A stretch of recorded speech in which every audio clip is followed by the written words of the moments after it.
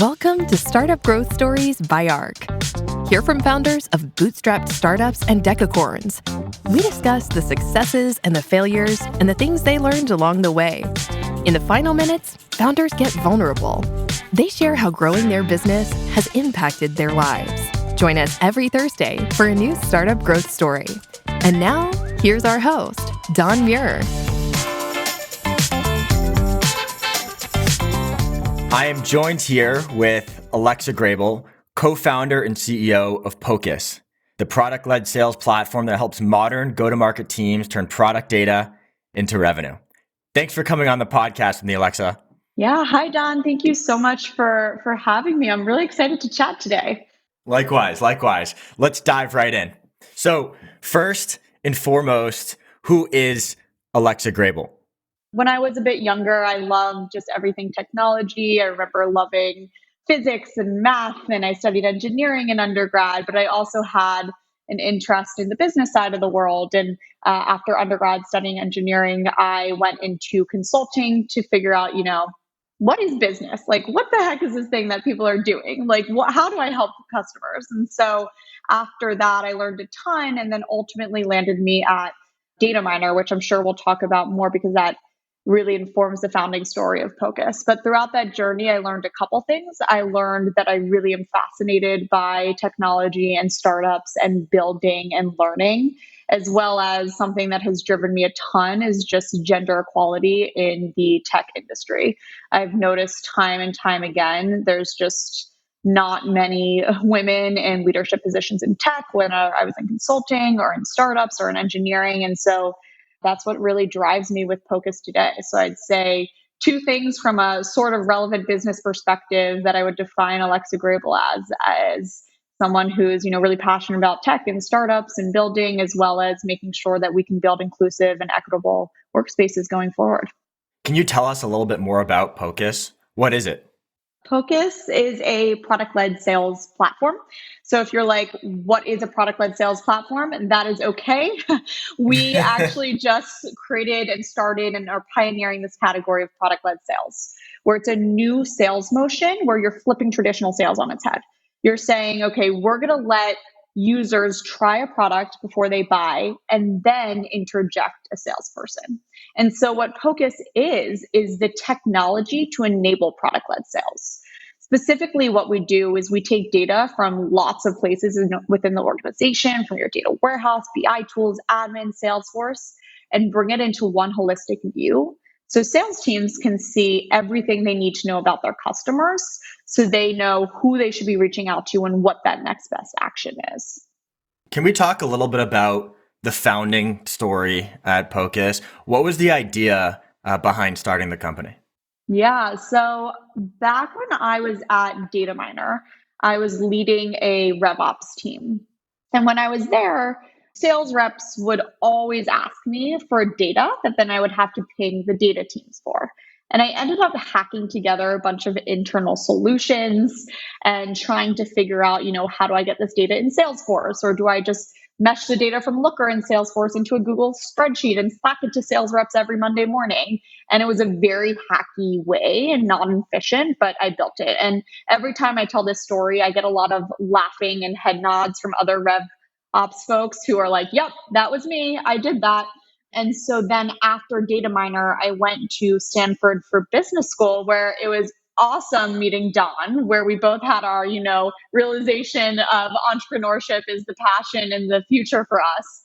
While at Stanford, I was lucky to meet my co-founder, Isaac, who's incredible. And he was in the engineering school, and we took a class called Lean Launchpad, where they choose 10-ish companies across Stanford schools, and they essentially incubate you. And we had 3 months to ideate. And I came to Isaac and the team saying, I have these 10 different ideas from RevOps of where I see sales ops being broken and where I see hair on fire problems that can be solved. And so we spent 3 months talking to 300 sales teams to really figure out what were the pain points that were keeping them up at night. And what kept coming up over and over again was that sales teams don't have access to data that they need to do their job well. And so we started talking about this concept of product-led sales, bringing data together, equipping sales teams with the data they need, not relying on engineering teams. And there was a huge market pull. We were getting inbound from customers and investors before we even had a product. And so that was kind of the founding experience of feeling, okay, this is a real pain point I solved. I'm going to do tons of research and ideation. And now I know people, it's like the biggest hair on fire problem that they need solved right now. So I'm going to go ahead and build it. Amazing. So it sounds like this class at Stanford, Lean Launchpads, is pretty instrumental in your entrepreneurial journey. I'm curious, just double clicking or maybe peeling back the onion one more layer. Did you go to Stanford with the intent of starting a company? Was that the idea out of the gate, or is it something that you kind of found from this classroom experience? Oh, I had no idea I was going to start a company. I didn't even know that was possible. So when I applied to Stanford, it was really similar to the answer of who is Alexa Grabel. It was, I want to do something in tech and entrepreneurship, and I want to help women in tech, and I want to set the stage for future generations. I got to Stanford, I was like, VC sounds cool, because I think every single person that gets to Stanford wants to become a venture capitalist. I did some things in VC. As you know, I started a fund for the class, and I realized I didn't love investing. I loved helping founders and getting in the weeds with them. And I almost became jealous. And I was like, hey, this is something I can do. And then I interned for this total badass. I don't know if I can curse on this podcast, but a total badass named Bar, who's the CEO of Monte Carlo. And I interned for her at the Series A when they were back in their Series A stage. And I was like, damn, she is a female founder leading a very technical, male-heavy field in the data space. And I had so much fun building with her and her team that afterwards I said, I can do this too. And if I can do this, this feels really impactful for all the future women out there who want to do it too and just need that extra push. And so it was really a mix of just the passion that drove me and kept me going, but also just the realization that I'm a builder and I'm an operator, I'm not an investor. Do you think you'll ever go back to investing one day, maybe post Pocus, if there's ever an era? I can't think of a life post Pocus. You can ask me in 10 years. Amazing. I love that answer. Okay, great. So let's fast forward to present day. Pocus has recently announced its Series A. You've brought on 15 plus teammates, and you've built a community of thousands of software founders. First off, congrats. You touched a little bit on what product-led growth and product-led sales is. Could you just help us better understand what the key benefits of PLG are over traditional sales, and perhaps what type of businesses can benefit from the PLG approach? So there's a lot of, if you're hanging out on PLG Twitter, it's a dark place. There's lots of buzzwords, and everyone has a different, really hard definition of what they think PLG is. So I'll try to simplify it here. If you think about the way that our generation and new generations are buying software, it's very different. Years ago, if you wanted to buy software, you'd have to go talk to the sales rep. They'd try to take you out to steak and wine dinner. They'd sell you on the value of the product. Now what we do is we log into this cool thing called Google, and we search for the product that we want to buy, and we test it out, and maybe we do a free trial. So you think about, I'm looking at all the tabs I have open, like Slack, Zoom, Notion, Pitch, Calendly. I just signed up online, and then I tried the product, and then I let my team try the product, and then I went to a paid plan. And that is just such a better experience than having to talk to a sales rep over and over again before getting access to the product.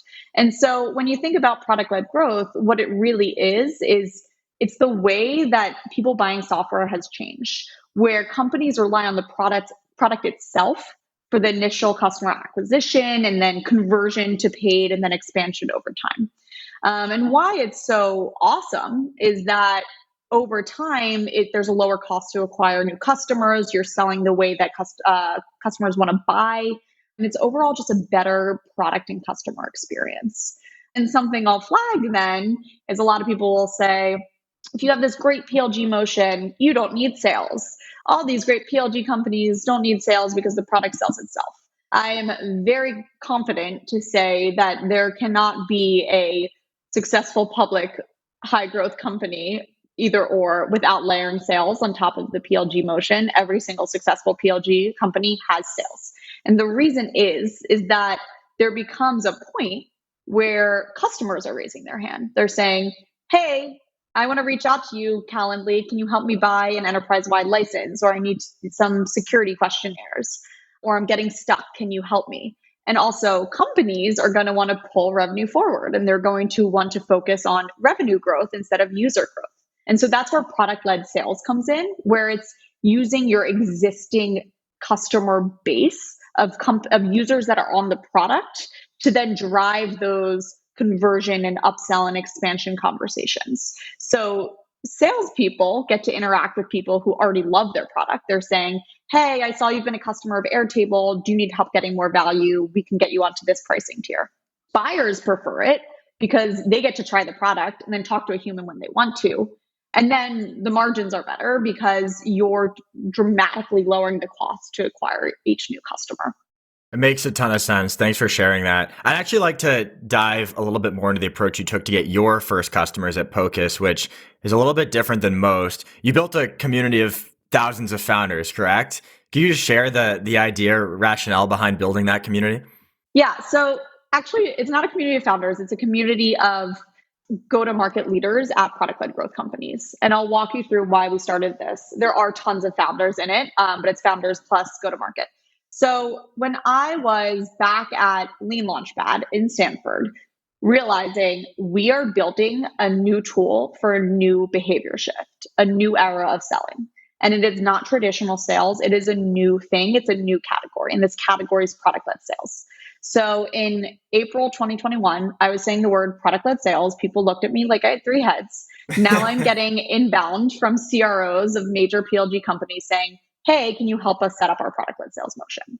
And so what happened between those two standpoints was we needed to build the category of product-led sales.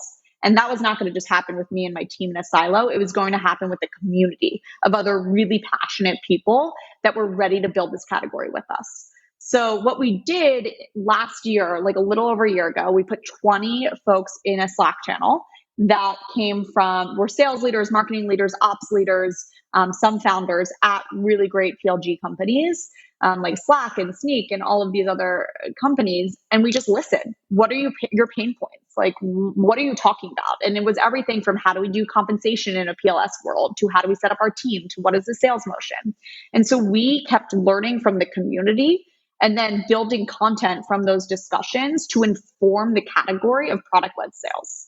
And the community has organically grown to close to 2,000 folks now, where it's people that are really actively want to learn about product-led sales to adopt it at their organization. And yes, it's great that we have almost 2,000, but to us, it's always been more about quality over quantity. How do we build this? Like take a community-driven category creation approach. What's the future of the community, Alexa? Oh, there's so much. We have lots in store. So right now, the community has been very focused on product-led sales. But once we release our product to the broader community, right now we have a long wait list. We're actually going to have a product-focused community as well. So how can you build the best product-led sales frameworks for your company and in Pocus, and then share that with each other? And then that's kind of longer term community, but there's a lot of fun things we're doing now with more meetups, ambassador programs, just really finding new ways to connect leaders that wouldn't have been able to connect otherwise. I'd like to take us in a little bit of a different direction. A lot of the founders listening into this podcast are considering raising their Series A and some of them their seed funding rounds. You recently announced a $20 million Series A at Pocus, is that correct? Yes. How did that experience differ from your seed? Can you talk a little bit about that fundraising journey? Yeah, so it's a different experience. It was a very different market. So we raised our seed in May 2021, and then we raised our Series A in April. Is it 2022? April 2022, or May 20. Yes. So a different experience, but I wouldn't say totally different. When you're raising your rounds, what you have to think about is from the founder perspective is how do I tell my story? How can I make everyone else as excited as the vision as I am? And how do I explain this new phenomenon that doesn't exist yet? What I will say is different at the seed. I was talking about product-led sales and no one knew what I was talking about and trying to explain it. And then at the Series A, everyone knew what product-led sales was, and I could kind of skip that part and just get into more of the business section. I think it's really important for both of those that at the Series A, I knew some investors from the seed already. So I built relationships over time and could, get a better sense of what I was looking for. I think it's always easier to do something the second time versus the first. I mean, the first time I was reading venture deals and figuring out, the logistics I should be negotiating on the term sheet and really talking to mentors and friends that have raised before about what are best practices, who should I choose, what type of partner should I work with, what type of organization. Whereas I had that knowledge at the Series A that kind of let it speed it up a bit. Do you advise to other founders to foster this narrow group of investors between the seed and the Series A to kind of shorten the process? Or how do you think about that? I probably have a hot take on this where I don't I don't think it's worth the time to spend a bulk of your time with investors before fundraising. And I acknowledge that we're in a hot market, so maybe that gives me the ability to not have to do that. But to me, I'd rather go heads down, focus on the business, focus on my team, focus on customers versus spending time with investors throughout the year. Of course, I'll do a couple conversations a month with folks that I really admire and I want to learn from. But the point of those conversations aren't, yes, maybe in a couple of years you'll lead our next round. The point of those conversations are, you're very interesting, you have great insights. I'd love to just have a conversation. Yeah, makes sense to me. And then talk about post-funding. What type of value would you expect to extract from institutional equity investors after you actually receive their capital, if any? We had an interesting case where now we have over 100 investors. We have two bigger institutional investors, and then we took on a lot of angels. So we brought on a lot of operators that are CEOs, CROs, COOs of product-led growth businesses so that we can really understand the pain points that they have, as well as tap into their networks and understand, how do they see the world and how do we make sure that we're building for these visionaries' futures as well.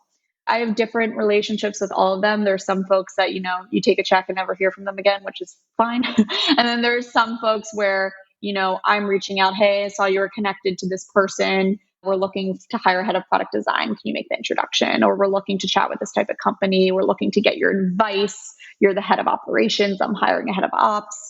Who should I be looking for? I'd say no matter what, it's always going to be, for 90% of your investors, more of a, you need to pull information from them. It's very rare that an investor will proactively say, hey, I think you should talk to this person or XYZ. I think it's a lot about, okay, I have this specific question. I know you can't read my mind. This is a topic that is top of mind. Please help me.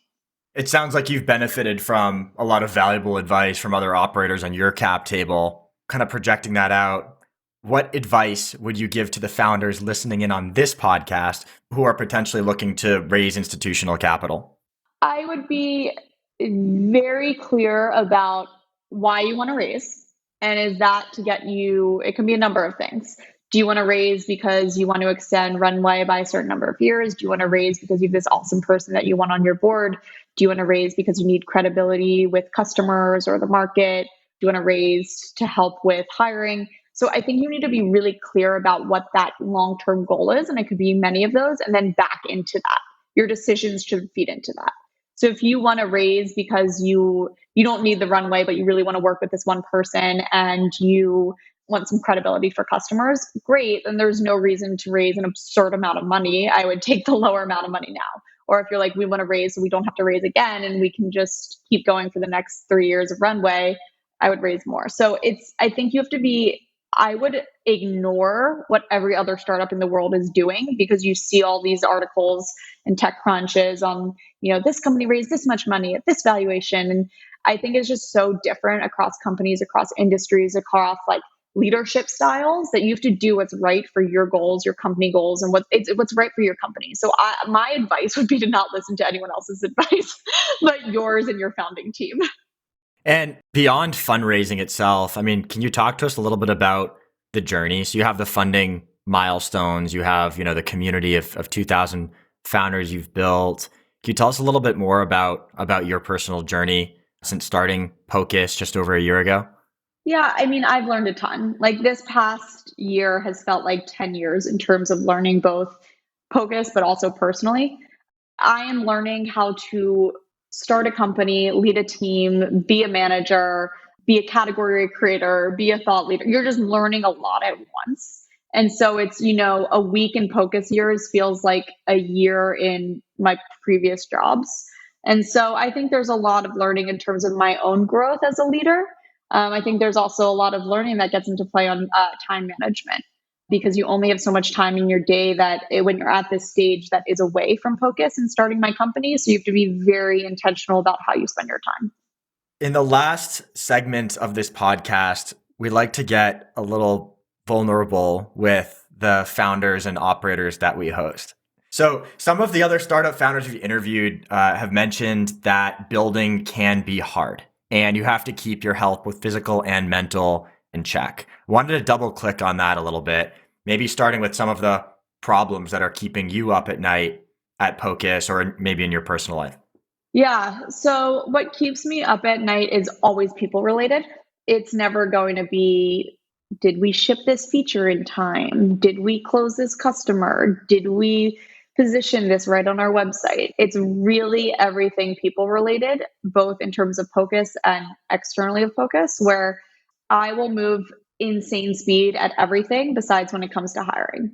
When it comes to hiring, I am going extremely slow and overthinking it times 1,000, which is why we have such a lean team and why I'm very strategic about that and intentional right now, because I want to make sure that this is the exact right unicorn number one person to join the team, both from a technical and skill set perspective, but also from Pocus cultures and values, and we see the world the same. So those decisions keep me up at night.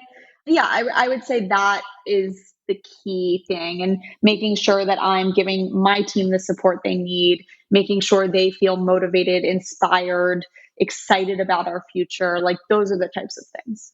How challenging do you say that Pocus has been on you personally? Yeah, I mean, Don, we were just talking about this outside of the podcast. It's the time management thing. When you start a company, your life. For me, I would love to learn how others could do it. And Pocus has become my life and my like what I do every day, night, weekend. And so because of that, there's kind of trade offs you have to make. You have friends, you have family, you have your partner, you have your health and working out, you have social life, you have hobbies, and just there's trade-offs that I've had to make. So I would say it's challenging in the sense of I miss things that events or life events that I would have gone to if I haven't been founding Pocus. But right now, this is the stage I'm at and where we have to be. Are those other stakeholders in your life understanding of those trade-offs, no sacrifices you have to make?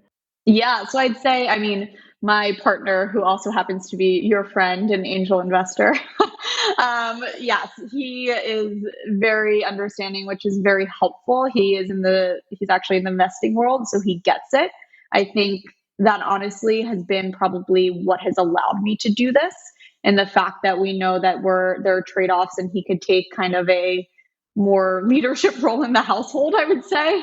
And then hopefully future down the line, we can trade off and he can take this role. So it's definitely my friends, family, partner, all understand. And the others that don't, you become a little more distant.